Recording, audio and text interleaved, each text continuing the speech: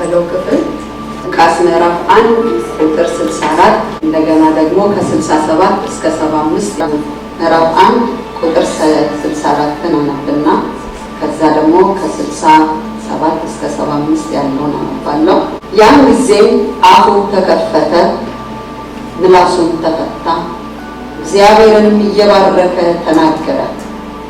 ቁጥር 67 ላይ ያለው አባቱ ዘካርያስም መንፈስ ቅዱስ ሞላበትና ትንቢት ተናገረ፣ እንደዚህም አለ፣ የእስራኤል ጌታ አምላክ ይባረክ፣ ጎብኝቶ ለሕዝቡ ቤዛ አድርጓልና ከጥንት ጀምሮ በነበሩት በቅዱሳን ነቢያት አፍ እንደተናገረ በብላቴናው በዳዊት ቤት የመዳንን ቀንድ አስነስቷልና ማዳኑም ከወደረኞቻችንና ከሚጠሉን ሁሉ እጅ ነው።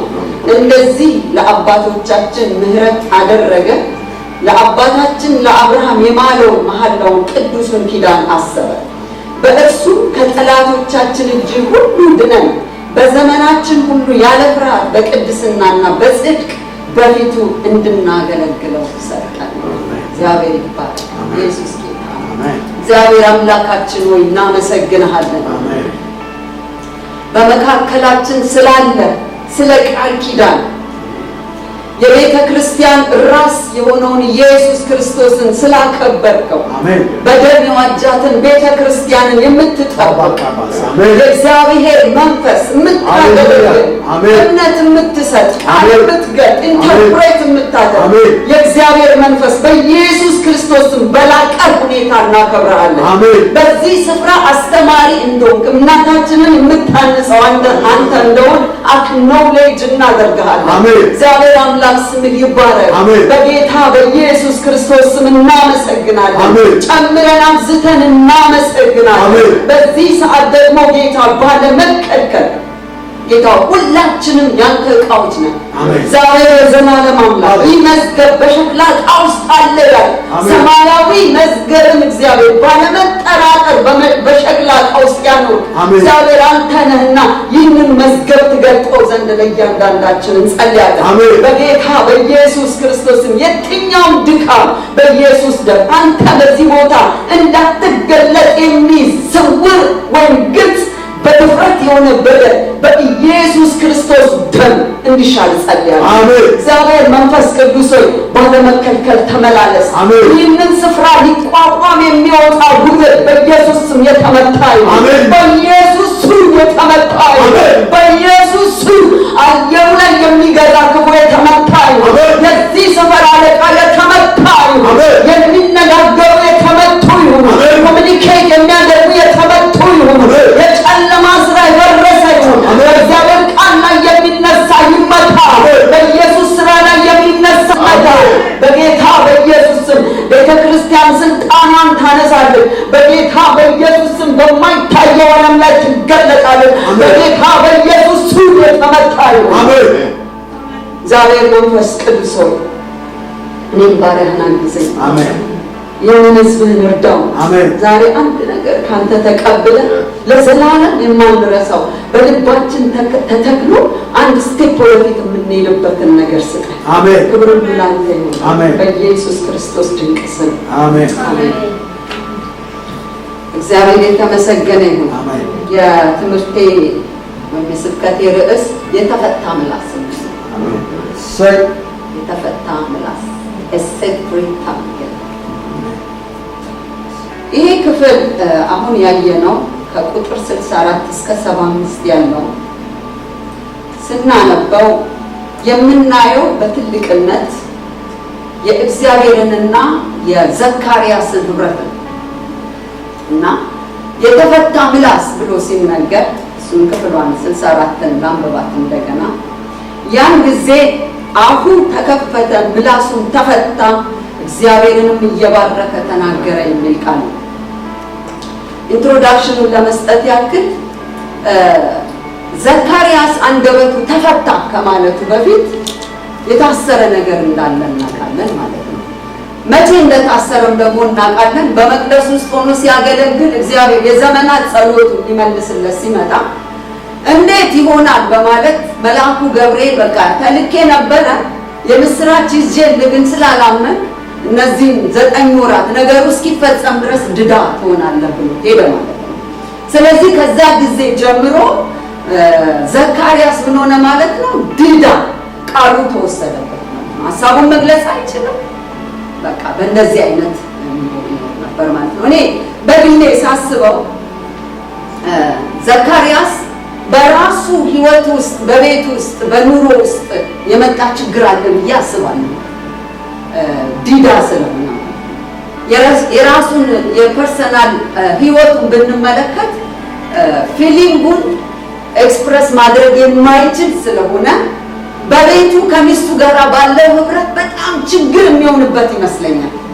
ፊሊንግ አለው እንደሰው፣ ግን ያንን ፊሊንጉን መናገር አይችልም።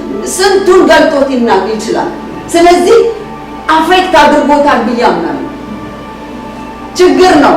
የእግዚአብሔር ቃል ምን ይላል? ሞትና ህይወት በምላስ እጅ ናቸው፣ የሚወዷትን ፍሬዋን ይበላሉ።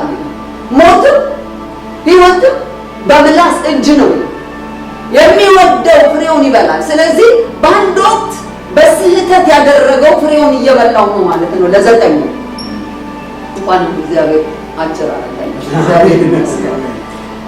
በመክብብ ላይ ደግሞ እግዚአብሔር በሰማይ አንተም በምድር ነህና በአፍህ አትፍጠን፣ በእግዚአብሔርም ፊት ቃልን ይናገር ዘንድ ልብህ አይቸኩል። ስለዚህ ቃልህ ጥቂት።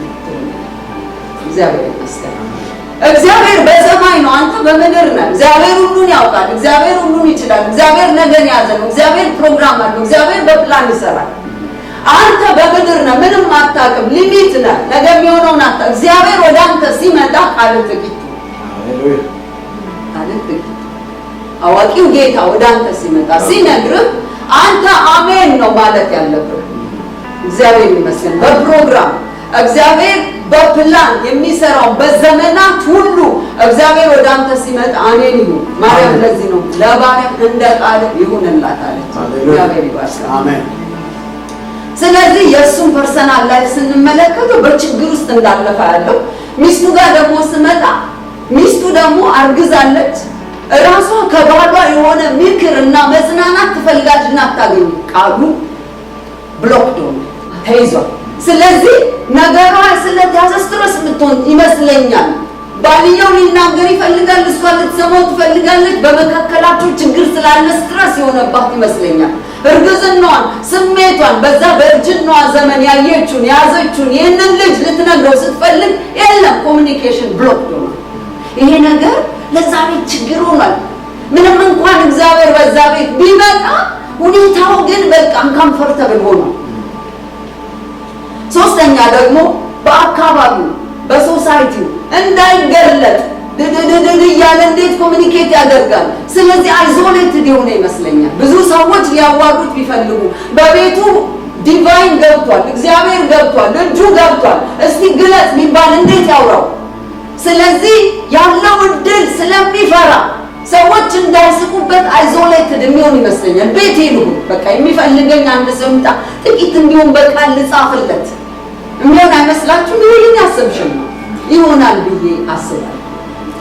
ሌላው ደግሞ በመቅደስ ውስጥ ካህን ነውና ለማገልገል ዲዘብል የሆኑ አይገቡም። አሁን ባለማመኑ ዲዘብል ሆኗል። ስለዚህ ለ9 ወራት አይገባም። በዓመት አንድ ጊዜ የሚሆነው ዕጣ ስለደረሰው እስከሚወጣ ድረስ አገልግሏል። ከዚህ በኋላ ግን ቅድስተ ቅዱሳን ባይገባ እንደ ክህነቱ ወጣ ገባ እያለ በቅድስት ውስጥ የሚሰራው ስራ ከዚህ በኋላ አይሰራም፣ ዲዜብልነቱ እስኪፈወስ ድረስ። ኦል ዲስ በሱ ላይ ችግር ነው። ከቤት እስከ መቅደሱ ድረስ ችግር። ይሄንን ችግር ለ9 ወራት አሳለፈው እየማጠ። መቼ ነው ይሄ ልጅ የሚመጣው እያለ ነገሬ የሚፈታው እያለ ይጠብቅ ነበር እሱ። አንድ ቀን ግን እግዚአብሔር ይመስገን ልጁ መጣና ተፈታ። ጌታ ይመስገን። አሜን። ስለዚህ የተፈታ ምላስ እግዚአብሔር ገና መጥቶ ልጁ ሲወለድ እንደተናገረው እግዚአብሔር ምላሱን ፈታ። አሜን። ምላሱን ሲፈታው የሆኑ 5 ነገሮች እንመለከታለን። እዚሁ ላይ የተጻፈው ነው። የተፈታ ሰው ምላሱ የተፈታ ሰው ምን ያወራል የሚለው ነው ያየሁት ማለት ነው። የተፈታ ሰው ስንቶቻችን ተፈታ? ኢየሱስ ጌታ አሜን። የተፈታ ሰው ምን ያወራል? ይሄ ዘካርያስ the moment ምላሱ ሲፈታ ምንድነው ያደረገው የሚለውን አየው ነበር ማለት ነው።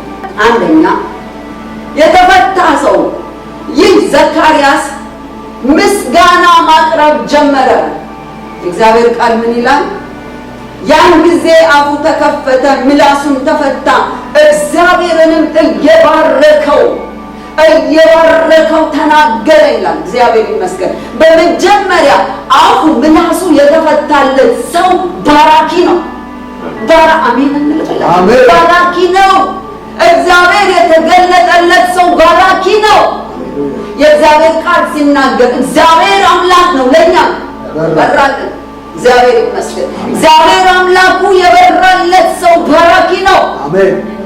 ማብረም አይጠበቅበትም። አሜን። ወይም ደግሞ ነገሮች በምድር ላይ ስኬት አይጠበቅባቸውም እግዚአብሔርን ለመባረክ። ወዳጆቼ ይሄ እያጠናሁት እያነበብኩት ለራሴ ነፍሴን ሰብካት የነበረውን ነገር ነው የምነግራችሁ። ለኔ በምድር ላይ እግዚአብሔርን ጮኬ አድርግልኝ ብዬ ተንከባልዬ መልስ መጥቶ ለመባረክ አይጠበቅብኝም። ባይሰጥስ እግዚአብሔር፣ ባያደርግስ እግዚአብሔር፣ አልሰጥም ቢልስ እግዚአብሔር። ኢየሱስ ጌታ ነው፣ እሱ አምላክ ነው። አይስጣ፣ ግን በአምላክነቱ ይመለካል፣ በእግዚአብሔርነቱ ይመለካል፣ በፍጥረት ስራው ይመለካል። የህይወት ሶርስ ስለሆነ ይመለካል። እግዚአብሔር በሁሉ ነገር ይመለካል። አሜን። ኢየሱስ ጌታ ነው። ኢየሱስ ጌታ ነው።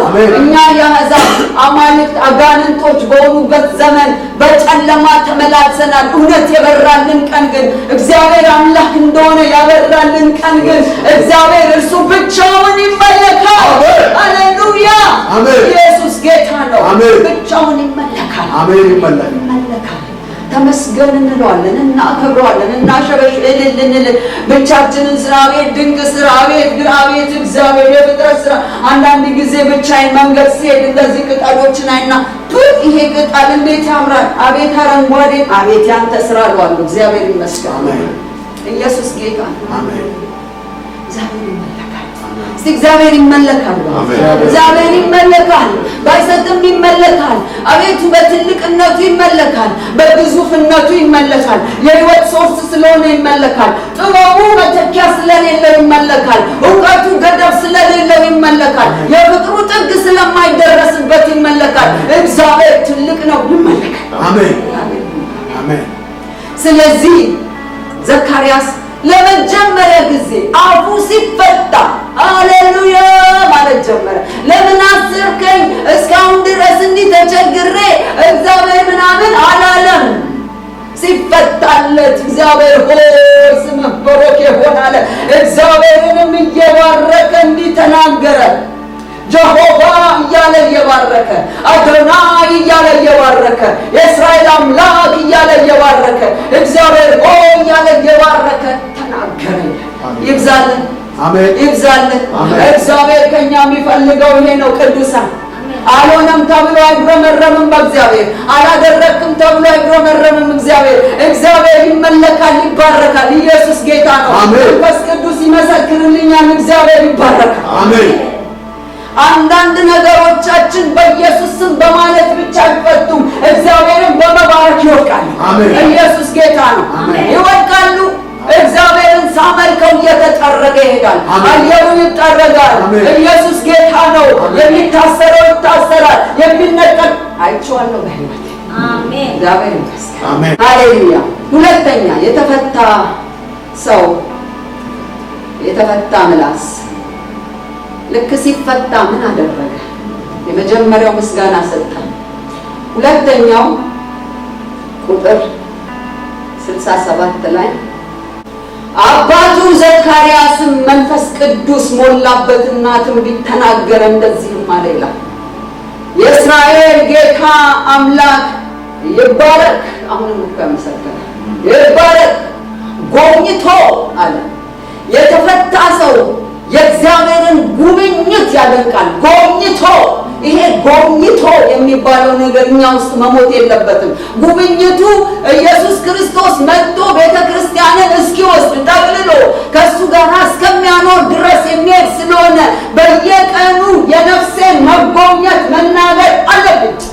ኢየሱስ ጌታ ነው። አሜን። ጉብኝት እንደዚህ አለ እግዚአብሔር የእስራኤል አምላክ ጌታ ይባረክ ጎብኝቶ አለ። ጉብኝት ስለዚህ የተፈታ ምላሱ የተፈታ ሰው የእግዚአብሔርን ጉብኝት ያደንቃል። የእግዚአብሔር ጉብኝት አርጅቶባችኋል ወገኖች? አርጅቷል? መለስ ብለን እስቲ የእግዚአብሔር ጉብኝት አርጅቷል ወይ? ማንሳት አቁመን ከሆነ የእግዚአብሔርን ጉብኝት እናንሳ። ኢየሱስ ጌታ ነው። ይሄ ዘካርያስ የሚናገረው ጉብኝት የቱ ጉብኝት ነው?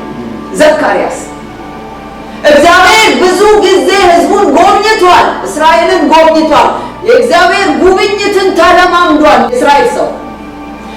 ለምሳሌ ሙሴ ተነስቶ ከግብፅ ምድር ሲያወጣቸው የእግዚአብሔር ጉብኝት ተብሏል።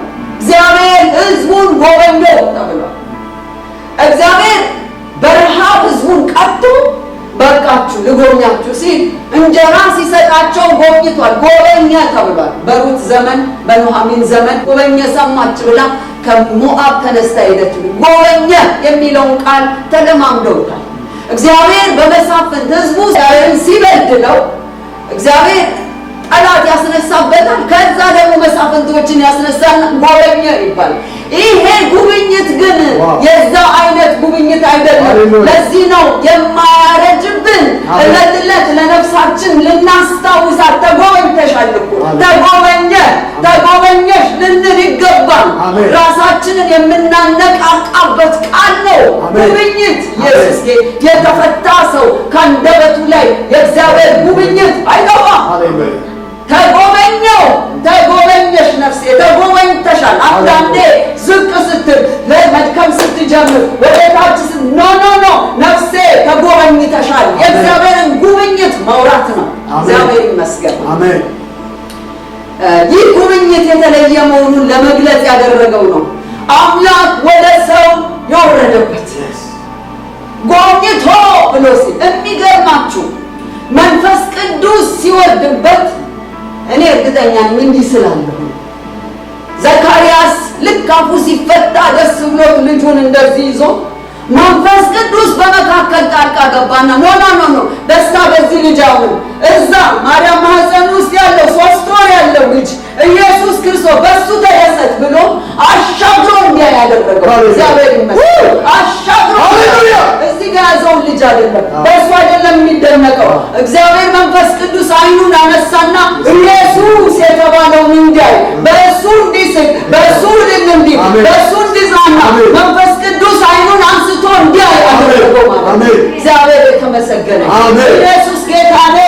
ወገኖቼ እዚህ በተመለሰልን አይደለም የምንጨፍረው አድገን አይተን ኢየሱስ የተጎበኘበትን ኢየሱስ ጌታ ነው። ወገኖቼ ጠላት ይህንን አይፈልግም በፍጹም። ከየሰፈሩ እያጠፋው የመጣው ይህንን ነገር ነው። ሁልጊዜ ኢየሱስ ክርስቶስ ለነፍሳችን ይሰበካል። እግዚአብሔር ይመስገን።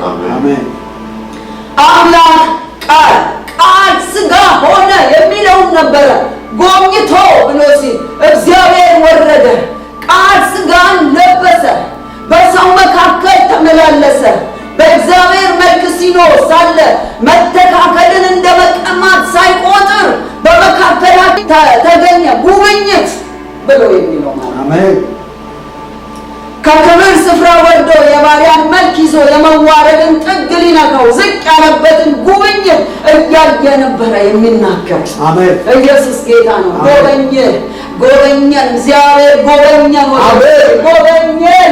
ጉብኝት ኃያል ጉብኝት ነው።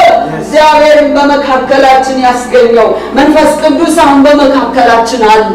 መንፈስ ቅዱስን በመካከላችን ያስገኘው ጉብኝት ነው። እግዚአብሔር ክብር ለእግዚአብሔር ይሁን። እስቲ እናጨብጭብለት። በዚህ ለእግዚአብሔር ሃሌሉያ። የተፈታ ሰው አንደበቱ የተፈታ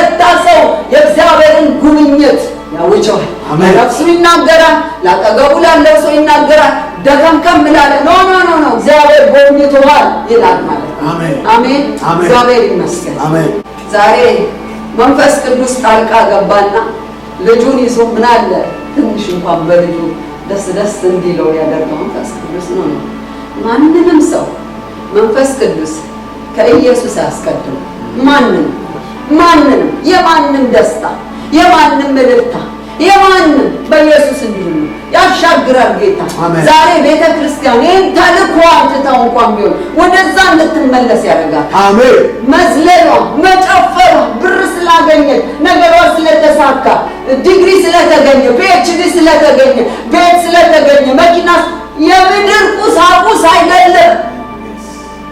አሻግረን ማየት እንድንችል እግዚአብሔር ይፈልጋል። ኢየሱስ ጌታ ነው። ኢየሱስን ማየት ካቃተን ዛሬ መንፈስ ቅዱስን መማጸን አለብን። ጌታ ሆይ ክርስቶስን አሳየኝ፣ መደሰቻዬ፣ መሳቂያዬ፣ እልልታዬ፣ ፈገግታዬ፣ ዝርግፍ ጌጤ ብዬ የምጠራው ጓዳዬ ሌላ ነገር ሳይስበኝ ብቸኛ ክርስቶስ እንደሆነ አሳየኝ ብለን መጮህ አለብን። በጌታ ፊት በእውነት ነው የምላችሁ። የእግዚአብሔር ትልቁ ደስታ የቱ ጋር ነው? ልጄን አየህ፣ ስጦታዬን ተረዳ ብሎ እግዚአብሔር ደስ የሚለው የምወደው ልጄ እሱን ስሙልኝ፣ እሱን ይሁንልኝ፣ እሱን ስሙልኝ ያለው እሱን ማየት ስንጀምር የእግዚአብሔር ደስታ ያኔ ነው። እግዚአብሔር ይመስገን። ኢየሱስ ጌታ ነው። ሶስተኛው 68 ቁጥር እዛው ላይ የእስራኤል ጌታ አምላክ ይባረክ ጎብኝቶ አለና ለሕዝቡ ቤዛ አድርጓልና። የተፈታ ምላስ ኢየሱስ አሁንም ቤዛ እንደሆነ ይናገራል። የተፈታ ምላስ ቤዛ ራንሰም ይናገራል። አያረጅበትም። ይሄ ነው በአገራችን ላይ ያለው ትልቅ ፍጭት። እግዚአብሔር ሆይ ምን አለ የሰውን የሕዝብን አእምሮ በከፈትክ፣ ምን አለ ዓይን በከፈትክ፣ በለቅሶ እንድትንደባለሉ የሚያደርጋችሁ ቤዛ ክርስቶስ። ይሄ ዘካርያስ አርቆ እንዲህ ብሎ ቤዛ የሆነውን ኢየሱስ ክርስቶስን ተመለከተ። መተኪያ የሌለውን እግዚአብሔርና ሰውን ሊያስታርቅ ብቸኛ መንገድ የሆነው ቤዛ አድርጎ አስነስቷልና ብሎ ኢየሱስ ክርስቶስን ቤዛውን የእግዚአብሔርን በግ ተመለከተ። አሜን። እግዚአብሔር ይመስገን። የተፈታ ምላስ፣ የተፈታ ሰው ቤዛ መተኪያ የሌለውን ቤዛ ይናገራል። በአየሩ ላይ ይናገራል፣ ሲሄድ ይናገራል፣ ለነፍሱ ይናገራል። በማይታየው ዓለም ውስጥ ቤዛውን ያውጃል። የጠላቶችን ጥቅ እየፈታ ቤዛውን ያውጃል። ኢየሱስ ጌታ ነው። አሜን። ብዙ ጊዜ ይሄ ቤዛ የሚባለው ነገር የተወሰደን ለማስመለስ የሚከፈል ዋጋ ነው የተባለ ይከፋል። በተለያየ ምሳሌ ሰው እንዲገባው አድርጎ የተለያየ ምሳሌ ተሰጥቷል። ለምሳሌ የኔ ሴልፎን ቢሰረቅ ከዛ በኋላ ሌላ ቦታ ባገኘው ባንዴ የኔ ሴልፎን አይደለም እንዴ ነው አላውቅም። እኔ ከሌላ ሰው ጋር ነው የገዛሁትና ከፈለግሽ ግዢ ይሄን ያክል አውጥተሽ 800 ብር ከፍለሽ አውጪ ግዢ ቢለኝ 800 ብሩን ሰጠውና ከዛ በኋላ ገዛዋለሁ። ያ የተከፈለው ዋጋ ቤዛ ተብሎ ይነገራል። ከዛ ጥያቄ ጠየቅኩኝ። ኦኬ እግዚአብሔር እኛን ከማን ላይ ነው የገዛው? ፔመንቱን ለማን ነው የሰጠው? ይሄ ስልኬን ፔመንቱን እዛ ተሰርቆ የተገኘበት ሰውዬ ጋር ለሰውዬው ክፍያውን ሰጥቼ ስልኬን ወሰድኩ። ኦኬ ኢየሱስ ክርስቶስ ለማን ነው የከፈለው? ፔመንቱን ለማን ነው የከፈለው? ከፍሎ እኛን የወሰደን ከማን እጅ ነው? በጣም የሚገርም ነገር ነው። አዳምና ሔዋን እግዚአብሔር እንዳትበሉ ብሎ በቅድስና በታላቅነቱ በኃይሉ ችሎት በስልጣኑ በዛ በግዙፍነቱ በእውቀት ሊቅነቱ እግዚአብሔር በሕይወት ሶርሱነቱ መጥቶ ይህንን ዛፍ ፍሬ እንዳትበሉ በበላህ ጊዜ በእውነት ትሞታለህ ሲለው ሰይጣን መጥቶ ኖ አትሞቱ በበላችሁ ቀን ነፍስ እንደምትሆኑ ስለሚያውቅ ነው ብሎ ሲል ሔዋን ከእግዚአብሔር በትልቅ ፈጣሪዋ ከነገራት ቃል ይልቅ ሰይጣንን ስለሰማችው የእግዚአብሔርን ቅድስና ኦፌንስ አደረገችው። የእግዚአብሔርን ቅድስና የእግዚአብሔርን ጽድቅ ኦፌንስ አደረገችው። አደረጉት ሁለቱም። እግዚአብሔር ተበደልኳል፣ ተበደልኩ፣ ቅድስናዬን ጥያቄ ውስጥ ከተቱት። ተበደልኩ፣ ኦፌንስ አደረጉኝ። ስለዚህ ረገማቸውና ውጡ አላቸው። ክፍያ እፈልጋለሁ። ልክ እግዚአብሔር ውጡ ሲላቸው የተቀበላቸው የሰው ልጆች ኃጢአት፣ ሞት፣ ሲኦል፣ ሰይጣን፣ እርግማን እነዚህ ሁሉ ተቀበሉ። መጡና የሰው ልጅ አፈሱት። እግዚአብሔር ወዳላየለት አድራሻ የሰው ልጅ ገባ። እግዚአብሔር ተቆጥቶ ቅድስናዬ ተረግጧል፣ ቅድስናዬ ኦፌንስ ተደርጓል ብሎ እግዚአብሔር ውጡ ሲላቸው ተቆጥቶ ክፍያ እፈልጋለሁ፣ ደቤት ሕዝብ ደቤት አለበት፣ ብርቱ ዋጋ እፈልጋለሁ ብሎ እግዚአብሔር ጥያቄ ጠየቀ። ሁይስ ማን ነው የእግዚአብሔርን የጽድቅ ጥያቄ ሊመልስ የሚችል? በኢሳይያስ ውስጥ አለ። እግዚአብሔር ፈለገ የሚማልድ ሰው ካለ ብሎ ፈለገ፣ ማንም አጣ። ስለዚህ እግዚአብሔር ምን አደረገ? ክንዱ አገዘ። ክንዱ ፔይመንቱ ራሱ ለራሱ ከፈለ። ቤዛ የኢየሱስ ክርስቶስ ደም ለእግዚአብሔር ይኸው ዕዳ ከፈልኳል። እግዚአብሔር ለጠየቀው ትልቅ ዋጋ። ለዚህ ነው በብርቱ ዋጋ ተገዝታችኋልና የራሳችሁ እንኳን አይደላችሁ። ብርቱ ዋጋ፣ ወይኔ ብርቱ ዋጋ። ይሄ ብርቱ ዋጋ እንዴት ነው የምንረዳው? ኢየሱስ በኢሳይያስ 53 ላይ የተጻፈውን ስትመለከቱት ኢየሱስ የከፈለው ዋጋ እያንዳንዱ ጽዋ ሲጠጣ አባቶ አይበቃኝም ወይ አባቶ ለምን ተውከኝ ሲለው የሁሉ ስቃይ በሱ ላይ ሲያል ደቢት እየተከፈለ ነው ልጄ ሆይ ጠጣው ሲለው፣ አለበለዚያ ሕዝብ አላገኝም፣ አለበለዚያ ሕዝብን ከኃጢአት አልመልስም፣ ከሞት አልመልስም። ደቢት አለ፣ ሊመለስ ሊከፈል ይገባል። ጠጣው። እግዚአብሔር አንድያ ልጁን ኃጢአት ያላወቀውን ልጁን ምን አደረገው ይላል? ኃጢአት። እግዚአብሔር ንጹህ ነፍስ ፈለገ። ንጹህ ነፍስ ኃጢአትን አሸክሞ ለኃጢአት የሚገባው ሞት ነው ስላለ ኃጢአትን በዛ ነፍስ ላይ አስቀምጦ ደምድመው ተበቀለው። እግዚአብሔር ተበቀለው። አገኘው። ኢየሱስ ነው የሚመታው፣ ኢየሱስ ነው የሚሰቃየው። ኃጢአትን እዛ ላይ አድርጎ ይደበድበዋል። እግዚአብሔር ይደበድበዋል። ወገኔ እኔና እናንተ ብርቱ ዋጋ የተከፈለልን ሰዎች ነን። ዝም ብለን አይደለም።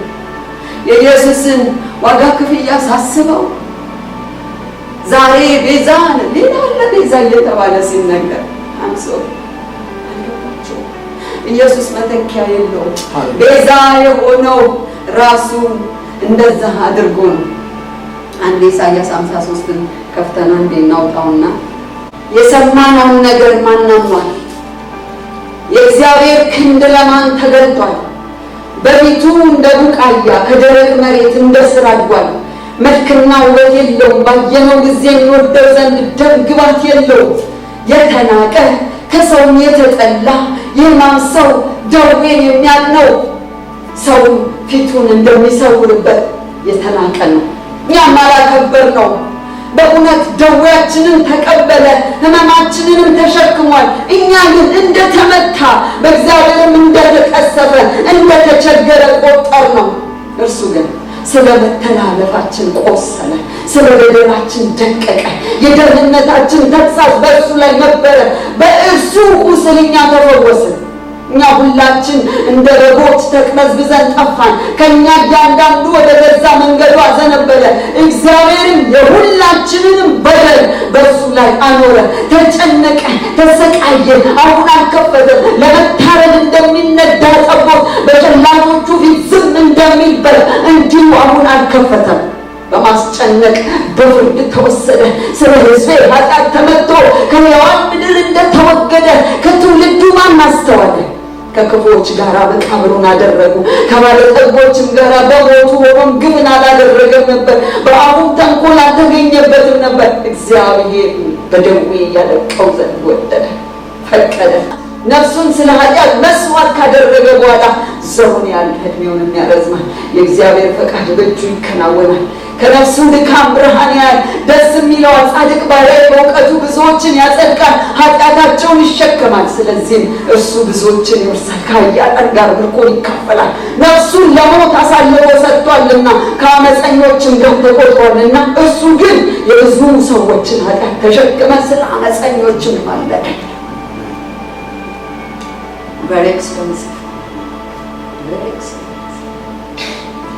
ዛሬ ከማርያም ጋር ቤዛነት፣ ከገድሎች ጋር ቤዛነት ይቅር ይበላቸው ስላልገባቸው። የጌታ የኢየሱስ ክርስቶስ ቤዛነት መተኪያ የለውም።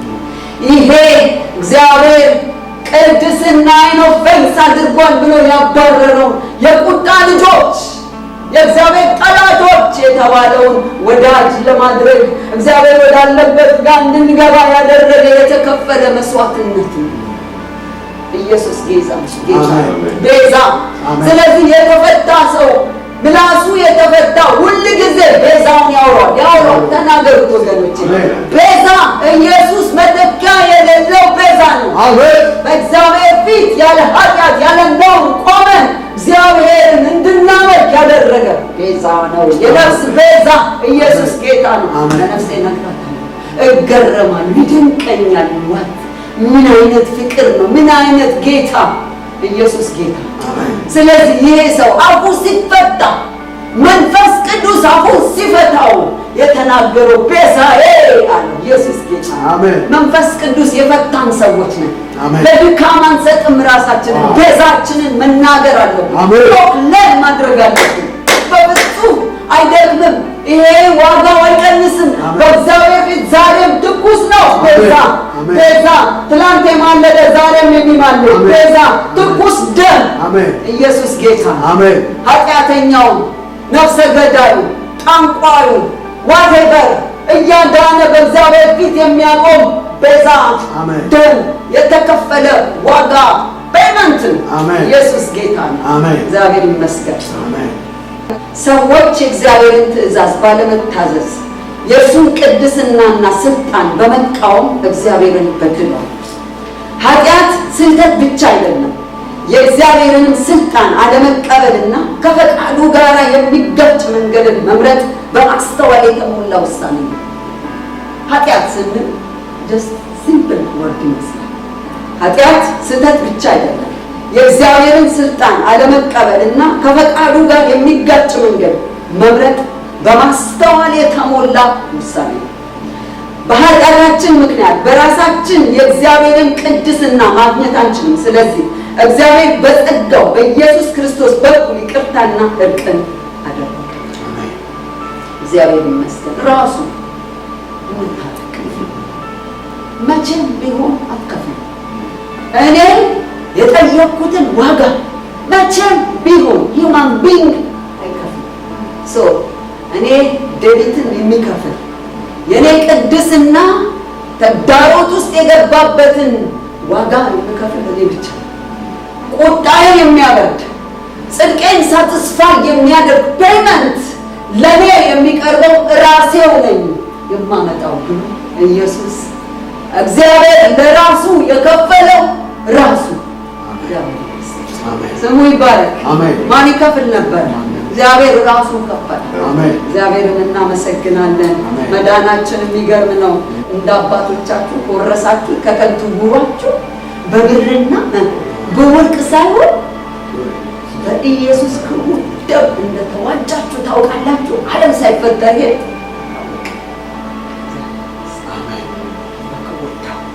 በክቡር ደም ተገዛ። የምን ባሉ ማሳጣት ነው?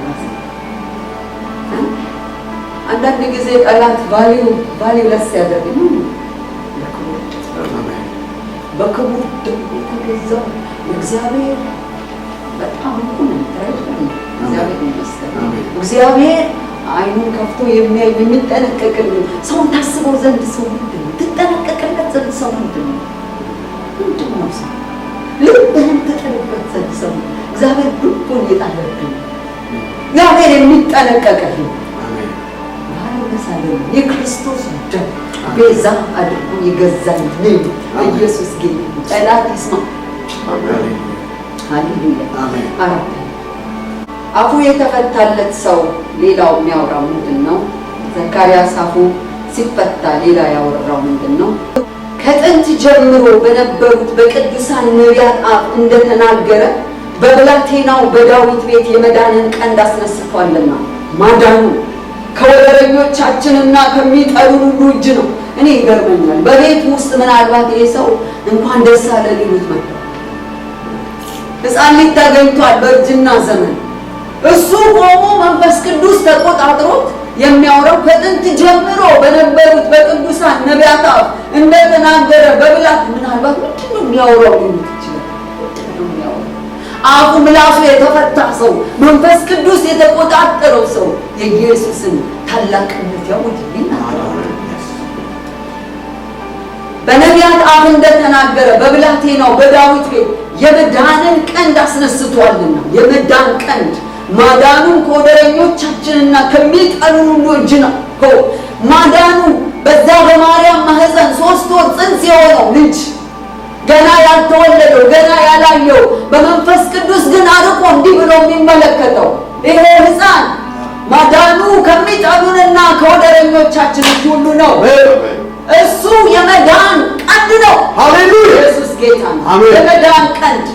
ስለዚህ የተፈታ ምላስ ኢየሱስ የመዳን ቀንድ እንደሆነ ይናገራል። የመዳን ቀንድ ዋው ብላችሁ ታውቃላችሁ። ስለዚህ አንተ የመዳን ቀንድ ነህ። እግዚአብሔር ይመስገን። a whole of salvation ይላል። የመዳን ቀንድ ነህ። ይሄ ቀንድ የሚለው ለምን ጠቀሰው መንፈስ ቅዱስ? በዘካርያስ አንደበት ላይ ቀንድ ነው የመዳን ቀንድ ነው ብሎ ሲናገር ቀንድ የሚለው ቃል ኃይለኛ፣ ፓወርፉል፣ ስትሮንግ፣ ቪክቶሪየስ ወይም ደግሞ ኮንከረር፣ ኃይለኛ፣ ጠንካራ፣ አሸናፊ የሚለውን ትርጉም ያዘ። አሸናፊ፣ ኃይለኛ፣ ጠንካራ፣ ብርቱ፣ የሚስተካከለው የሌለ ብሎ የሚይዘው የሚል ትርጉም ያዘ ነው። ኢየሱስ የሰው ልጆችን ከጠላቶቻቸው በማዳን የተነገረውን ፕሮሚስ ኢየሱስ ፉልፊል አደረገው። እግዚአብሔር ደልቀው በማለት ወደረኛ ነበረው ሰው ልጅ። የሰው ልጅ እግዚአብሔር ተቆጥቶ ካስወጣው በኋላ የተቀበለው ባይዘዌ የሰው ልጆች ጠላት መንፈሳዊ ናቸው። ይሄ የሚታየው ዓለም በመንፈሳዊ ተጽዕኖ ውስጥ ነው። እኛ እንታገላለን እርስ በርሳችን እንጂ በመንፈሳዊ ተጽዕኖ ውስጥ ወይ እግዚአብሔር ይገዛል ወይ ሰይጣን ይገዛል። በመንፈሳዊው ዓለም ውስጥ የተያዘ ተጽዕኖ በተጽዕኖ የተያዘ። ስለዚህ ጌታ ኢየሱስ ክርስቶስ ያዳነን ከወደረኞቻችን ብሎ የሚጠራቸው ወደረኞቻችን ቀንድ የተባለው በአሸናፊነቱ ኮንከረር በሆነው የተገለጠው በማለት ነው። እግዚአብሔር ባስወጣ ጊዜ የሰው ልጅ ኃጢአት መንፈስ ነው። ኃጢአት ተቀብሎ ወርሶት ደስ ሞት ተቀብሎታል። ይህ ዓለም ሲስተሙ ተቀብሎታል። ሰይጣን ኢቭን ፎርሶች ተቀብለውታል። እንደገና ሩሎች፣ አውቶሪቲዎች፣ ፓወሮች ተቀብሎታል። እግዚአብሔር የረገመው ከርስ ተቀብሎታል። ከነዚህ ኃይለኞች የሰው ልጅ ያባመች ነገር የመንፈስ ነው። በእነዚህ ኃይል ቁጥጥር ውስጥ ነው ሰው የገባው። ነገሩ ሲጨልምበት አያውቅም። ነገሩ ሲታሰርበት አያውቅም። ነገሩ ሲበላሽበት አያውቅም። ሲሞት አያውቅም። ሲገደል አያውቅም። ነገሩ ሲበላሽ አያውቅም። በእነዚህ ኃይሎች የተያዘ ነበር። ኢየሱስ ክርስቶስ የገጠማቸው እነዚህ ኃይሎች ኢየሱስ ጌታ የሰውን ወደረኞች ማዳኑ ከሚጠሉንና የሚጠሉን ናቸው። ጠላት የሚጠላን ነው። ኃጢአት ከኃጢአት እጅ ማን ነው የሚወጣው? ጳውሎስ ማን ያድነኛል ከዚህ ከኃጢአት ብሏል። ማን ያወጣል? ዘራፍ በማለት አይወጣም። ኃጢአት መንፈስ ነው። ኢየሱስ ክርስቶስ ተገልጦ ኃጢአትን ሊያስወግድ እንደተገለጠ እናውቃለን። የኃጢአትን ጉልበት የሰበረ ማን ነው? ኢየሱስ። ሞት ሆይ መውጊያ የታለ? ሲኦል ድል መንሳት የታለ? የተባለ ኢየሱስ ክርስቶስ እዛ ሄዶ ቁልፉን አምጣ ዲስግሬስ አድርጎ አሸንፎ የወጣ ኢየሱስ።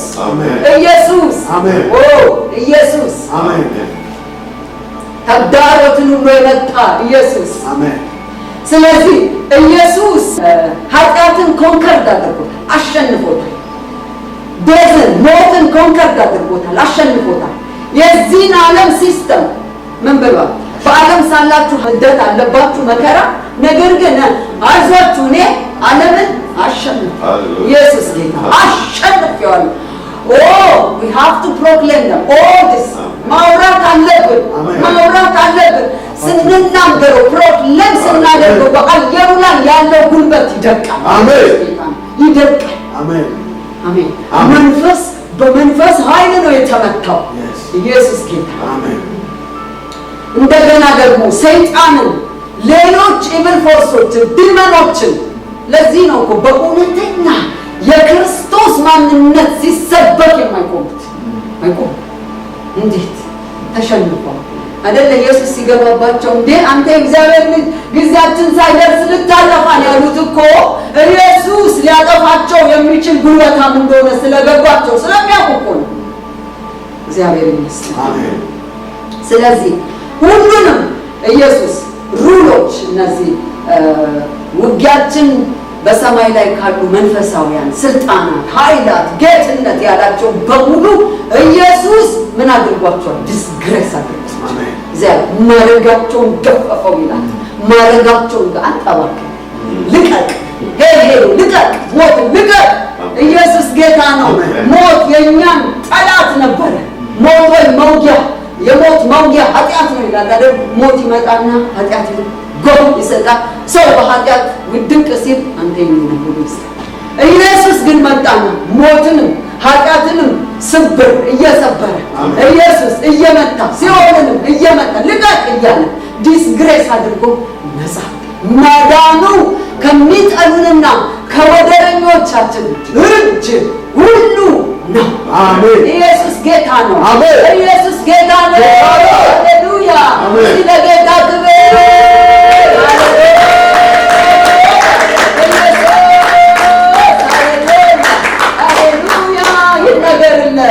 ይነገርለት የቤዛ ይነገርለት የመዳን ቀን ይነገርለት የአሸናፊ ኢየሱስ። ሃሌሉያ። ኢየሱስ ጌታ ነው። አሜን። እግዚአብሔር ይመስገን። ብዙ ጥቅሶች አሉኝ ግን ጊዜ ስለማይበቃ ነው። አምስተኛ ቁጥር 7 እንደዚህ ለአባቶቻችን ምሕረት አደረገ፣ ለአባታችን ለአብርሃም የማለው መሐላውን ቅዱሱን ኪዳን አሰበ። አፉ የተፈታለት ሰው እግዚአብሔር ቃል ኪዳን ፕሮሚስ ኪፐር እንደሆነ ያወራል፣ ይናገራል። እግዚአብሔር ፕሮሚስ ኪፐር ነው። እግዚአብሔር ቃልን ይፈጽማል፣ የተናገረውን ይፈጽማል። ለአብርሃም የተናገርከው ከስንት ዓመት በፊት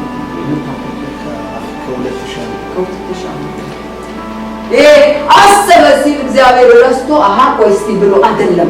እግዚአብሔር የሰጠውን ቀኖች ጠብቆ አሁን ራይት ታይም ነው ብሎ የተነሳበት ጊዜ ነው። ለአብርሃም የተናገረውን ቃል አሰበው ይላል። እግዚአብሔር ቃል ኪዳን ጠባቂ ነው። አሜን። እግዚአብሔር የተናገረውን ያደርጋል።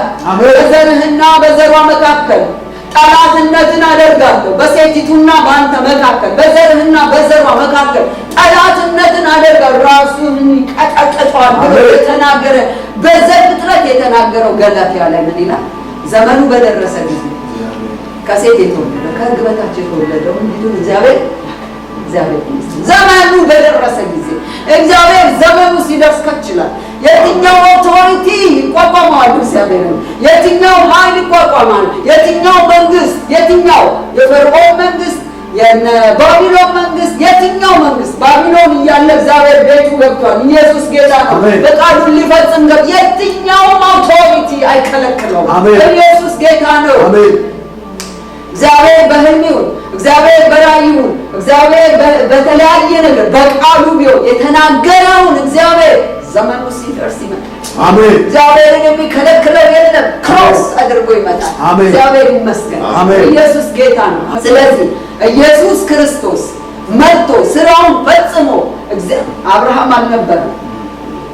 ለአብርሃም የተናገረው ከ2000 ዓመት በፊት የተናገረው አፍተር 2000 years ኢየሱስ ክርስቶስ መጣና ስራውን ፈጸመ።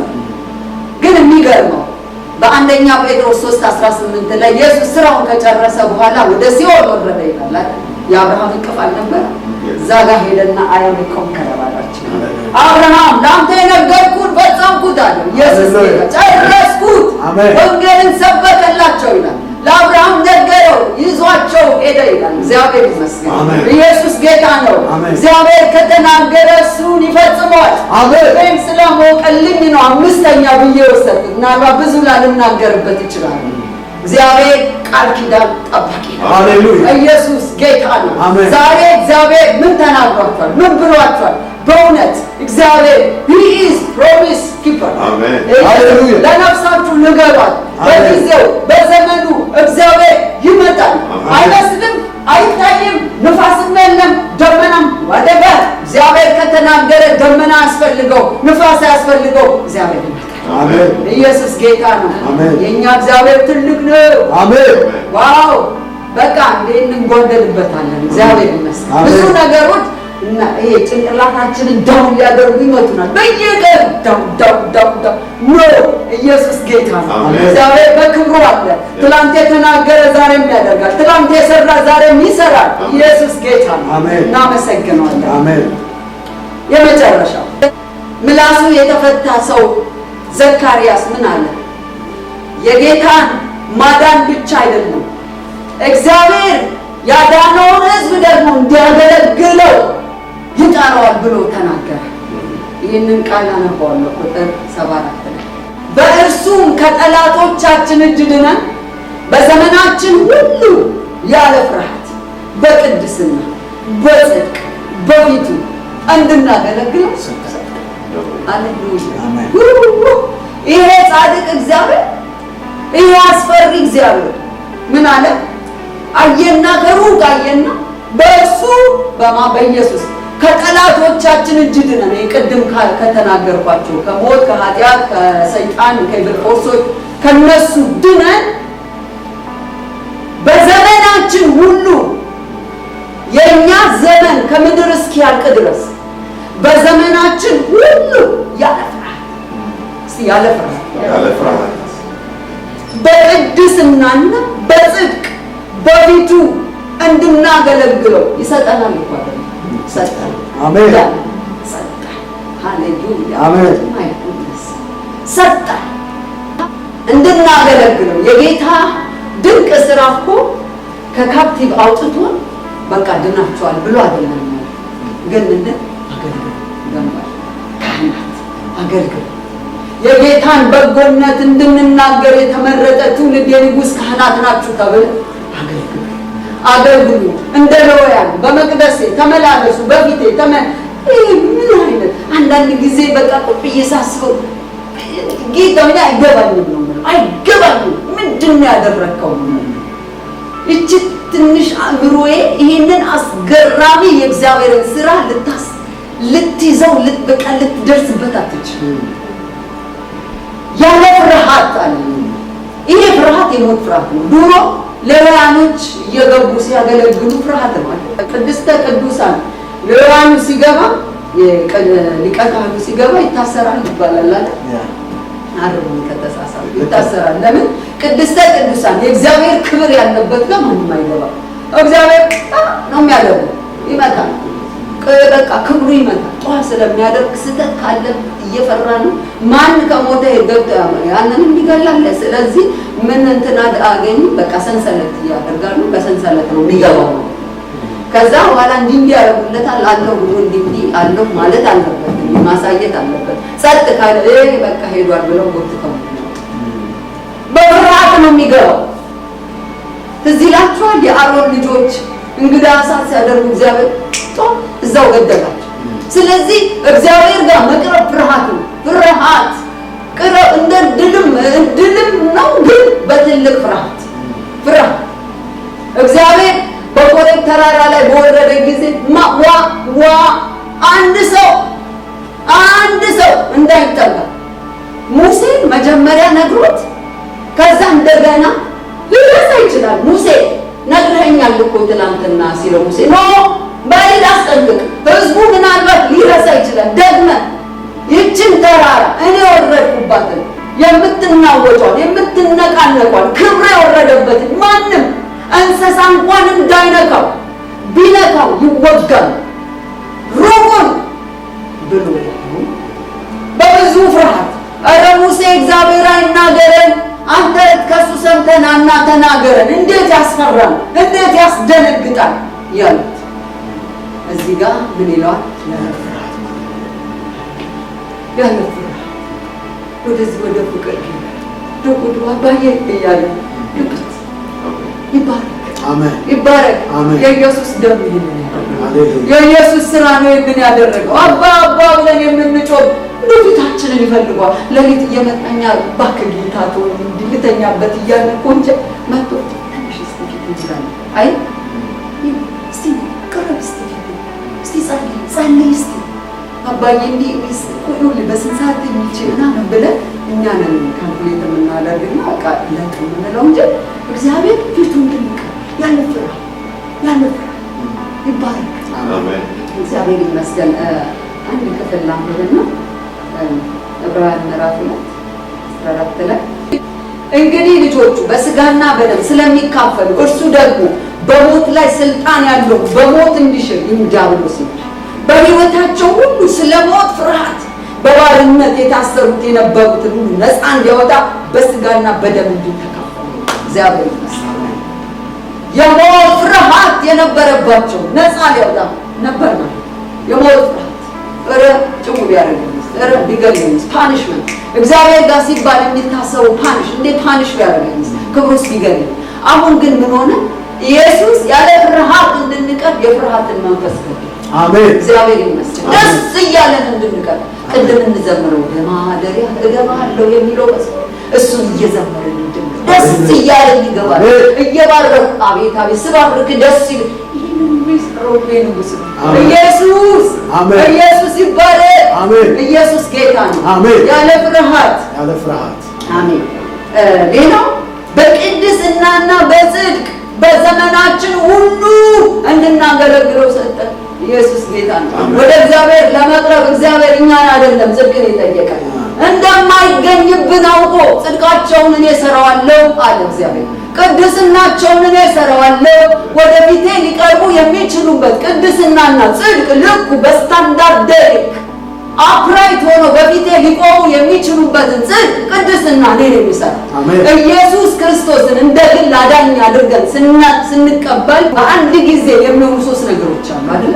አንደኛው ጀስቲፊኬሽን፣ መጀመሪያ ጽድቅ በቃ ጽድቅ ካልኩሌት ማብዛት የጌታ የኢየሱስ ክርስቶስ ስራ አጥግቦኝ እኔ ማየው ልጄን ነው አንተና። ስለዚህ አንተ ክርስቶስን ስትቀበል ጀስቲፋይ ሆነሃል። በቃ ወደ እግዚአብሔር አንዱ የሚያቀርብ ጽድቅ ነው።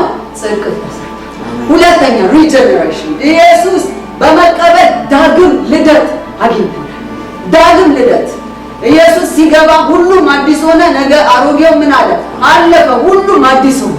እግዚአብሔር ይመስገን። ስለዚህ አዲስ ፍጥረት ስለሆነ መግባት እንችላለን። ሶስተኛው ሳንቲፊኬሽን፣ ኢየሱስ ክርስቶስን ስንቀበል በአንድ ጊዜ ተቀድሰናል ወደ እግዚአብሔር ለመግባት። ይሄ ስል ዕለት አንቀደስም ማለት አይደለም፣ ግን በመዳን ልክ በእግዚአብሔር ፊት የመቆም ልክ በእግዚአብሔር ፊት አፕራይት ሆኖ ያለ ነቀፋ በቅድስና በፊቱ እንድንኖር የሚለው ቃል ይፈጸም ዘንድ በክርስቶስ ኢየሱስ የሰራልን በአንደኛ ቆሮንቶስ ምዕራፍ 1 ቁጥር 30 ላይ እሱ ጽድቃችን፣ ቤዛችን፣ ጥበባችን ማን ነው ይላል? ክርስቶስ። አሜን። በእግዚአብሔር የሚመካ ቢኖር በእግዚአብሔር ይመካ። አሜን። በሱ ተመክተን ልንቆም ልናገለግለው የሰጠን እሱ ነው። አሜን። እግዚአብሔር ይመስገን። ስለዚህ እግዚአብሔርን እንባርከዋለን። አሜን። አሁን ስታገኝ የሆነ ነገር አለ ክብሩ ለስሙ።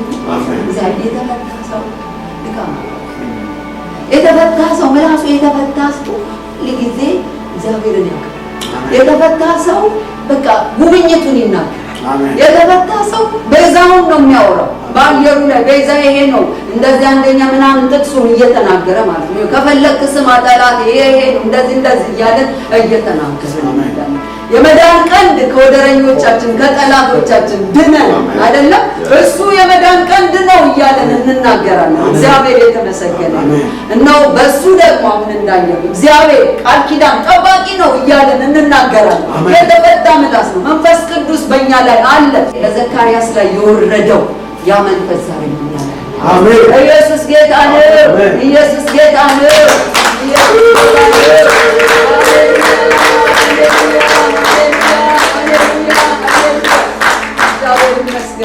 እግዚአብሔር ይመስገን። አንድ መዝሙር አለ ባንተ ነው ዘመኔ ቢያምር የሚል መዝሙር ነው። ባንተ ነው ነገሬ ቢያምር፣ ባንተ ነው ቆሜ ልዘምር፣ ባንተ ነው ካንተ የተነሳ ባንተ ነው በማን ነው? በኢየሱስ ነው። ሃሌሉያ ሃሌሉያ